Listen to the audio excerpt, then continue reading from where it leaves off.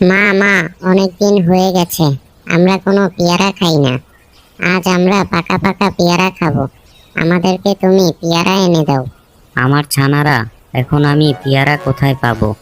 আমাদের জঙ্গলে কোনো পেয়ারা গাছ নেই। আমি শুনেছি অনেক আগে এই জঙ্গলে পেয়ারা গাছে ভরপুর ছিল। একদল বাদর এসে সব পেয়ারা তো খেয়েছে, সাথে সাথে গাছগুলোকেও নষ্ট করে গিয়েছে।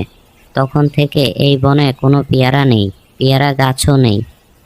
না মা, আমরা এত কিছু বুঝি না। আমাদের পেয়ারা খাওয়াই লাগবে।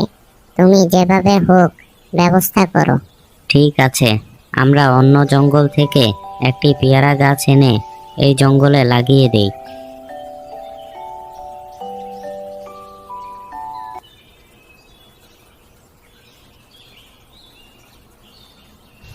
টিয়ে পাখি ও টিয়ের ছানারা অন্য জঙ্গলে উড়ে গেল আর সেখানে গিয়ে একটি পেয়ারা গাছ নিয়ে আসলো।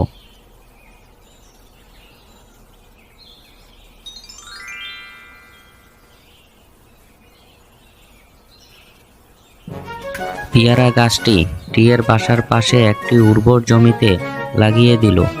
টিয়ে ও টিয়ের ছানারা পেয়ারা গাছটির খুব যত্ন করত।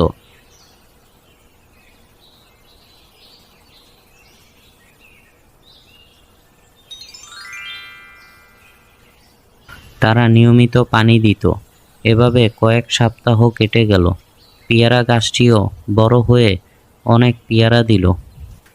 দেখেছো আমার ছানারা, আমরা যদি পরিশ্রম করি, পরিশ্রম কখনো বৃথা যায় না।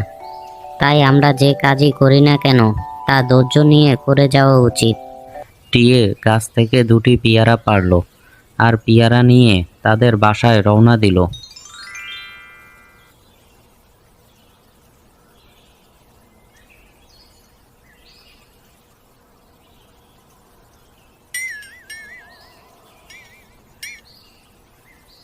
মা মা, পেয়ারাটা খেতে অনেক মিষ্টি আর সুস্বাদু ছিল। আজ চলো আরো দুটি পেয়ারা নিয়ে আসি।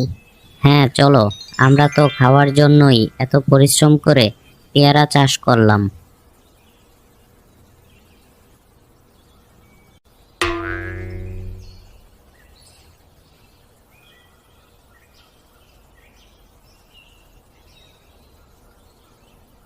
টিয়ে ও টিয়ে ছানারা উড়তে উড়তে পেয়ারা গাছের সেখানে গেল আর দেখলো গাছের একটি পেয়ারাও নেই। হায় হায়, এটা কে করলো? আমাদের গাছের সব পেয়ারা কে পেরে নিল? ছানারা চলো, আমাদের এই চোরকে ধরতেই হবে।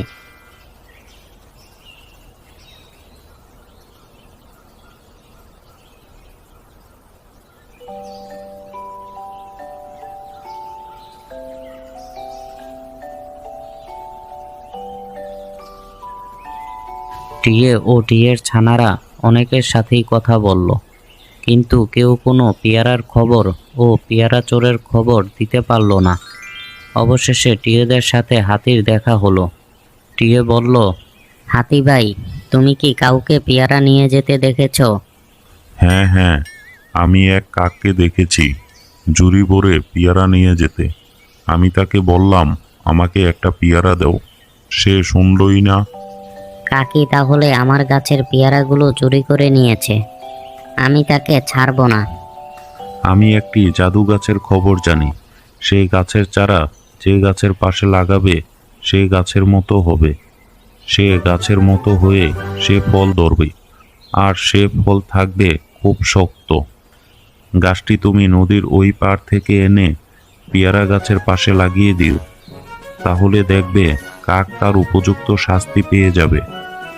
আর কয়েক সপ্তাহ পর তোমরাও তোমাদের পেয়ারা গাছ থেকে পেয়ারা খেতে পারবে।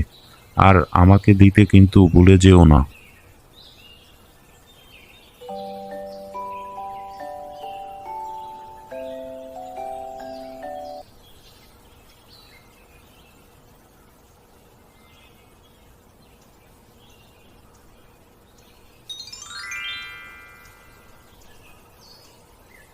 টিয়ে ও টিয়ের ছানারা জাদু গাছটি এনে পেয়ারা গাছের পাশে লাগিয়ে দিল।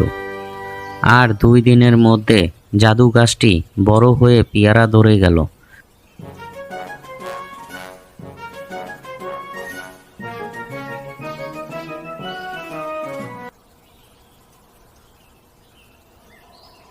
টিয়ে ও টিয়ের ছানারা আড়াল থেকে দেখতে লাগলো কাক কি করে।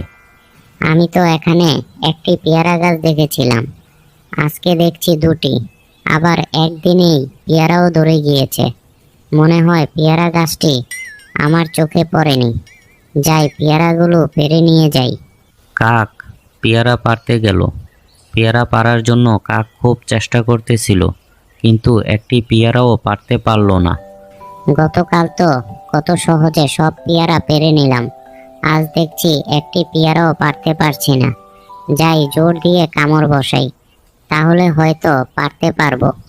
কাক যখনই তার যত শক্তি আছে সব শক্তি দিয়ে কামড় বসালো, কাকের তখনই ঠোঁট ভেঙে পড়ল। আমি এখন কি করি?